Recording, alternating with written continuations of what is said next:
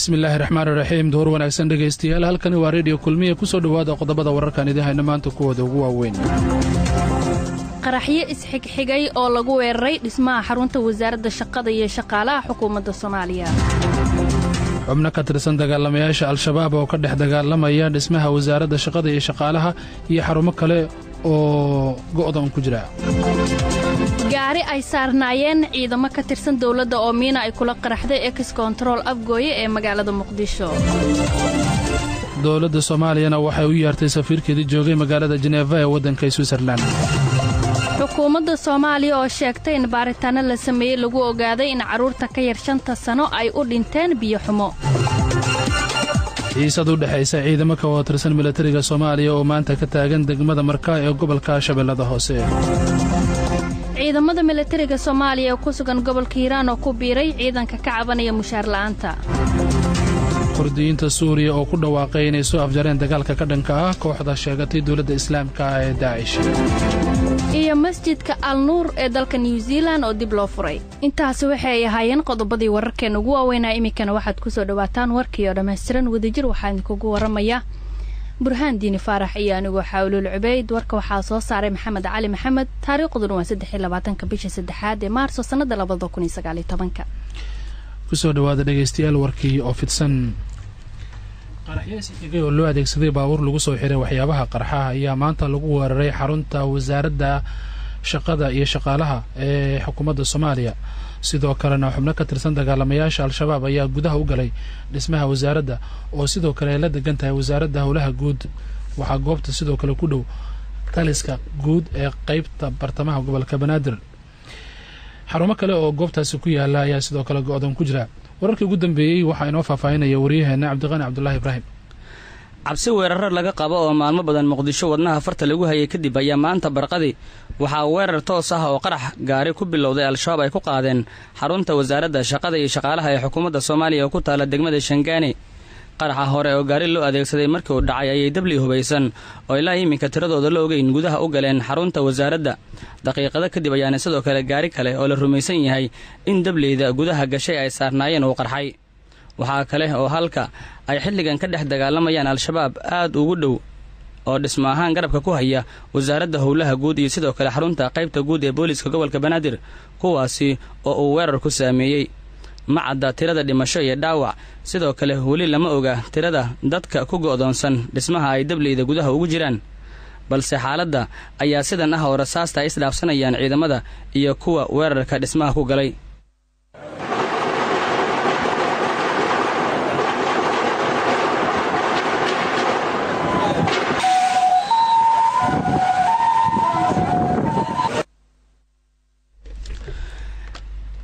agaasimaha wasaaradda howlaha guud Yariisow oo xarunta wasaaraddiisu ku dhigan tahay dhismaha ay shabaab ka dhex dagaalamayaan xilligan ayaa keenan u sheegay in qaar badan oo dadkii dhismaha ku sugnaa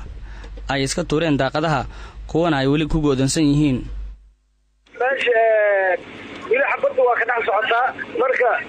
wax yar ka bacdi aan sii karnaa wixii dad laga gaaray wixii kala akhbar waa ku jiraan xabada ka dhex socota may wallahi waxa ka wili ma hayno kullay wixii markay dhaceen dadka wax la sugayo ma daaqadaha laga wada wili ma arag laakiin wili daba meesha ku jiro ku go'doonsan annaga hadda saldhig bariya joognaa waa u dhownahay meesha hadda wax yar markii la soo abjaraa waxaa heli doonaa xabada socota laakiin wax iska sii dabayar waay shaqaalaha wasaaradda intaad ogtahay maxaa dhimashii dhaawac aragtay adiga wallahi hadda wiil iyo gabar dhaawac waa la ii sheegay wax gudaha ku dhaawacan oo gudaha ku jirana war uma hayn taasaan qiyaasaynaha waxaan meesha u taaganaha taasaan shakigaasa qabtaa waxaa halka ay qaraxyada ka dhaceen weerarkan uu ka socdo xilligan aad ugu dhowdahay isgoyska Jubba ee Muqdisho waana wadada kaliya ee aagaasi loo ogolaa in ay maraan gaadiidka dadweynaha dad badan ayaa dhintay kuwa kale oo badanna waa ay dhaawacmeen gaadiidka ambulance ee Amiin Ambulance waxa ay sheegeen in ay daadgureeyeen dhaawacyada dad 10 qof ka badan dhinaca kalena gaari ay saarnaayeen ciidamo ka tirsan dawladda ayaa miina waxay kula qaraxday ex control afgooye ee magaalada Muqdisho faafaynta warkan waxa eegaysa Xafsa Khaliif Umar wadada isku xirta xerada barakacayaasha badbaado ee degmada Dharkeelle iyo ex control Afgooyo ayaa waxaa qarax lagula beegsaday baabuur ay ciidamada dawladda saarnaayeen. qaraxan oo ahaa nooca miinada dhulka lagu aaso ayaa waxaa lala eegtay gaari ay saarnaayeen askar ka tirsan ciidamada militariga dawladda federaalka Soomaaliya. qaraxyadan oo laba ah ayaa mid kamid ah waxa uu haleelay gaarigii ay askartu saarneed halka qaraxa kale uu goob cidlaa ka dhacay. waxaa ku geeriyooday 3 askari oo kamid ahaa askartii gaariga saarneed halka dhaawacan uu intaa ka badan yahay. goob jooga la hadlay idaacadda Kulmiye ayaa arrinka u xaqiijiyay. badbaado irideedu ka dhacay gaari meesha mariyaa loo geliyay meesha gaari walxaa dhulka la geliyo gaari dulbanaana waay baalta bii kaasa dulbanaanka waay oo ciidamadu qaataan dibasho waxaa arkay 3 iyo 3 dhaawaca kalley ciidamada bariiska soo gaaray. wallaahi hadda qaraxii hore dadkaasi ku dhinteen kii dambana mid kalaa ka dhacay meesha kii dambana ciidamada bariiska ka soo gaaray oo dadkii meesha ka kala ceyriyey kii dambana cidna kuma gaarin. laba miino haa الله كبر هذا دريس كقول يستين شعب كماش كلا يعيان ما شغال بريس كوا دريس كشغال يساعد. wadooyinka soo gala ex control Afgooyo iyo kuwa ka baxa ayaa inta badan waxaa ka dhaca miinooyinka kuwa dhulka lagu aaso waxaana inta badan lala beegsadaa gaadiidka ay saaran yihiin mas'uuliyiinta dawladda iyo ciidamada dawladda federaalka Soomaaliya. dawladda Soomaaliya ayaa u yeertay safiirkeedii joogay magaalada Geneva ee wadanka Switzerland. wasiirka arrimaha dibadda xukuumadda Soomaaliya Axmed Ciise Cawad ayaa u yeeray safiirka Soomaaliya u fadhiya wadanka Switzerland Marwa Faaduma Cabdullaahi Maxamed. Axmed Ciise Cawad wasiirka wasaaradda arrimaha dibadda Soomaaliya ayaa safiirka ku wargeliyay in muddo 1 isbuuc gudaheeda ay ku soo gasho dalka. sababta ilaa haatan lama oga oo loogu yeeray safiirkan Soomaaliya ee u jooga wadanka Switzerland Danjire Faaduma Cabdullaahi Maxamuud. waxaana warqada ka soo baxday wasaaradda arrimaha dibadda kaliya lagu xusay in loo yeeray safiirka. wixii warar ay ku soo kordhageystayaal wararkeena iyo barnaamijyada soo socda ayaad ku maqli doontaan. wararka ka imaanaya degmada Marka ee gobolka Shabeellaha Hoose ayaa ku waramaya in halkaas ay ka taagan tahay xiisad dagaal oo u dhaxaysa ciidamo ka wada tirsan militariga Soomaaliya. xiisadda ayaa timid kadib markii shalay halkaas ay isku dagaaleen ciidamadan kuwaas oo la sheegay in ay isku qabteen sida laga yeelayo sargaal ka tirsan Al-Shabaab oo la sheegay in lagu qabtay howlgal laga sameeyay xaafadaha kala duwan ee degmada Marka ee gobolka Shabeellaha Hoose. qaar ka mid ah ciidamada ayaa ku doodaya in sargaalkan shabaabka ah la geeyo magaalada Muqdisho halka kuwa kalena ay ku doodayaan in gudaha Marka lagu hayo ninkaas la sheegay inuu yahay Al-Shabaab. inta la xaqiijiyay shalay waxa halkaas ku geeriyooday 2 askari halka tiro intaas ka badan ay ku dhaawacmeen. wararkii ugu dambeeyay waxa ay tilmaamayaan in cabsi laga qabo in dagaal halkaas uu ka dhaco. magaalada Muqdisho soo laabana maanta magaalada Muqdisho waxaa laga xusay maalinta loo yaqaano maalinta biyaha adduunka. sidaa darteed xukuumadda Soomaaliya waxa ay sheegtay in baaritaano la sameeyay lagu ogaaday in carruurta ka yar daadooda ka yartahay 5 sano ay u dhintaan biyo wasaqaysan oo ay cabaan ama biyaha ay cabaan oo aad u liitaa. wariyaheena Axmed Maxamed Ibraahim aynoo faahfaahay warkan. xili maanta caalamka laga xusayay maalinta biyaha adduunka ayaa wasaaradda tamarta iyo biyaha waxa ay sheegtay in biyaha maraa gudaha dalka lagu hayo wasaqayn joogto ah kuwa ay ku hayaan warshadaha waaweyn iyo maraakiibta marabada Soomaaliya. arrintan ay dhibaato ku hayso shacabka Soomaaliyeed. Senator Ilyas Ali Xasan oo ah gudoomiyaha guddiga kheyraadka ee golaha aqalka sare ee baarlamaanka Soomaaliya ayaa sheegay in 80% aysan helin shacabka Soomaaliyeed ee ku nool miyiga fog biyo nadiif ah hay'ashii loo baahan yahay in dadkaasi lagu caawiyo helada biyo nadiif ah. sanadka u timid adduunyada waxaa la sheegaa 71 ilaa 72% inay yihiin dhulkan inuu biyo yahay. 72daas ama 72daas percentage-ka ah 96% ka mid ah waa qado waa biyo qaraar waaye oo aan dadku cabi karin ama aan ku noolaan karin. dadka Soomaaliyeed 30% ayaa hela biyo nadiif ah. weliba waa magaalooyinka waaweyn. marka la yiraahdo meelaha ka baxsan magaalooyinka 20% ayaa biyo nadiif ah hela. macnaheedu waxay tahay 80% ma haystaan biyo nadiif ah oo ay cabaan oo ay ku noolaadaan. Jamaal Maxamed Xasan wasiirka qorsheynta iyo maalgashiga caalamiga ee xukuumadda Soomaaliya maruu hadlay ayuu sheegay in 24% carruurta ka yar 5 sano ay u dhamaadaan biyo xumo kuwa oo ay sababaan markii dambe shuban biyood. biyanaantu xaalado bay keentaa sidaan ku aragnay statisticada boqolkiiba 24 dhimashada caruurta yarka ka yeeshan jirka Soomaalida arrin biyo ku saabsan ama shumbiyo ha noqdeen ama nadaafad darro ha noqoto arrin biyo ku saabsan marka xataa dhalaankii Soomaalida ahaa inay soo koraan saameynta ugu weyn ee geeridooda waxaa leeyahay boqolka falaataba biyaha iyo biyo nadiif ahayn ma helaan sidoo kale saameyntu biyo la'aantu waxay saameyn ku yeelatay dumarkii iyo haweenka Soomaaliyeed gabdhihii yaraa gaar ahaan meelaha baadiyaha ay dhulka inta badan iyaga biyaha loo diro oo biyo soo dhaamiya oo biyo keena arrintaas ku hor istaageen waxbarasho helaan caafimaad helaan nolol helaan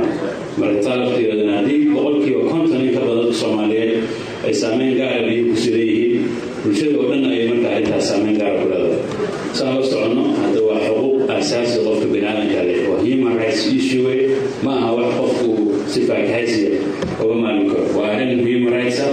oo documents kasoo dowladdu leedahay madaxda priority-da muhiimta wasiir ku-xigeenka wasaaradda tamarta iyo kheyraadka biyaha ee xukuumadda Soomaaliya ahna kusimaha wasiirka Cismaan Libaax Ibraahim maruu isna la hadlay warbaahinta ayaa sheegay in wasaaraddiisu ay ku howlan tahay in shacabka Soomaaliyeed ay siiso biyo nadiif ah si looga badbaadiyo cudurrada ka dhasha biyaha wasakhaysan wasaaradana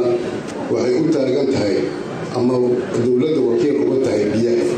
labadii sano aan soo dhaafnay waxaan soo qabanay miyiga fog baadiyaha ayaa waxaan 26 eel ayaan soo dayactirnay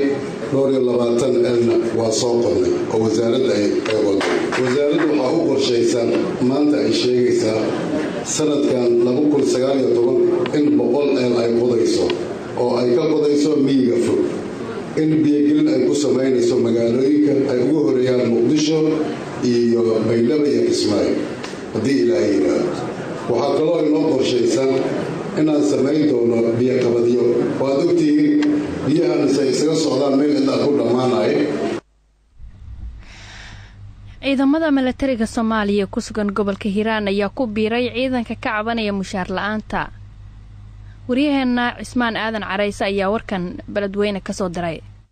ciidamada xoogga dalka Soomaaliyeed ee ku sugan magaalada Beledweyne xarunta gobolka Hiiraan ayaa cabasho xoogan ka muujinaya mushaar la'aan soo wajahday kuwaas oo ku biiray cabashada ay qabaan ciidanka xoogga dalka Soomaaliyeed ku sugan gobolka Shabeellada Dhexe iyo Shabeellada Hoose kuwaas oo muddooyinkii dambe mushaar la'aan soo wajahday ay sababtay inay soo faarujiyaan furumaha dagaalka ay ku jireen qaar ka mid ah ciidanka xoogga dalka Soomaaliyeed ee saakaan kula kulmay gudaha magaalada Beledweyne ayaa waxay sheegeen in 4 bilood ugu dambeysay aysan qaadan wax mushaar ah sawirna laga qaaday akoon loo sameeyay xilligan aysan jirin wax akoonka lacaga oo ugu jirta bismillaahir rahmaanir rahiim aniga waxaan ahay ciidamada militariga dalka xoogga dalka Soomaaliyeed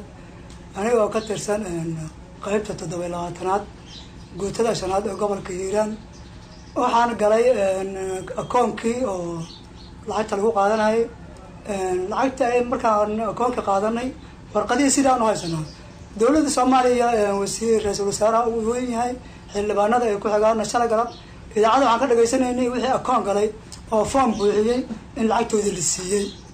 anagoo formkii buuxinay dukumeentiga gacanta ku haysano wax lacagna lama siinin sidaas ayaan uga cabanaynaa dawladana ayaan u sheegaynaa sida oo ninkaas marka horeba u hadlay isku fikir baan nahay in ciidamada wixii loo sameeyay akoon ama maaragtay biometrigi maray in lacagtoodii la siiyay ma inaan aragno wax lacaga waxna lacagahoon soo gaarayna ma jiraan ilaa muddo 4 bilood sidaa darteed waxaan u sheegaynaa cidda ay qusayso inay maaragtay jawaab degdeg ah naga siiso waxaan nahay ciidanka xoogga dalka Soomaaliyeed guutada 5aad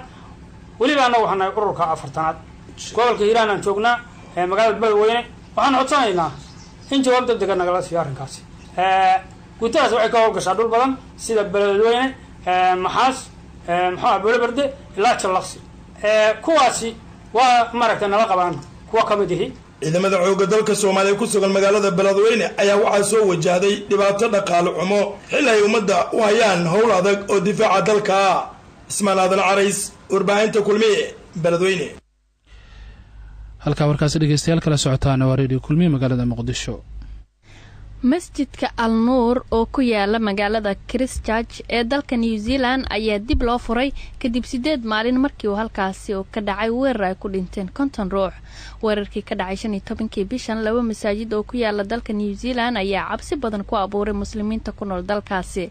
mas'uuliyiinta masjidka al nuur ayaa sheegay in maanta oo sabti ah dib loo furay masaajidka iyadoo dad gaaraya 3,000 oo ruux ay ka soo qayb galeen furitaanka masjidka. ciidamo hubeysan ayaa la soo tubay agagaarka masjidka kuwaas oo muslimiinta halkaasi isugu yimid ugu tacsiyeynayay musiibadii toddobaad ka hor halkaasi ka dhacday. ra'iisul wasaaraha dalkaas oo si kulul uga jawaabtay weerarkaasi ayaa sheegtay inay ka fiirsanayaan in weerar noocaasi oo kale ah mar kale uu ka dhaco dalkaasi. ugu dambeyntiina dagaalamayaasha kurdiyiinta ah oo taageero ka helaya dowladda Mareykanka ayaa ku dhawaaqay inay soo afjareen dagaalka ay kula jiraan ururka Daesh. war-saxaafadeed ay soo saareen ciidamada xoogga dimuqraadiyiinta la yiraahdo ee Suuriya ayaa lagu sheegay in Daesh ay ka saareen magaaladii ugu dambeysay Suuriya kaga sugnaayeen. maalintii Jimcaha Mustafa Bali oo ah madaxa kurdiyiinta ayaa u sheegay warbaahinta in weerarkii ugu xooganaa uu ka socdo magaalada Baquus balse ugu dambeyn la soo gabagabeeyay. sidoo kale wasaaradda difaaca ee dowladda Mareykanka Pentagonka ayaa iyana sheegtay in dagaalamayaasha Daesh 100% gacanta looga dhigay magaaladii ugu dambeysay ee Suuriya kaga sugnaayeen. Daesh ayaa magaalada Baquus ee u dhow xadka ay wadaagaan Ciraaq iyo Suuriya waxay ka talinayeen 4 sano ee la soo dhaafay. guud ahaan wixii dalkii dibadda naga soo gaaray oo doorkan raadiyo kulmiye Muqdisho aad kala socoteen qiyaare waa naga intaa cidii warkan u dhaafay waxay ka daalacaan karaan radiokulmiye.com.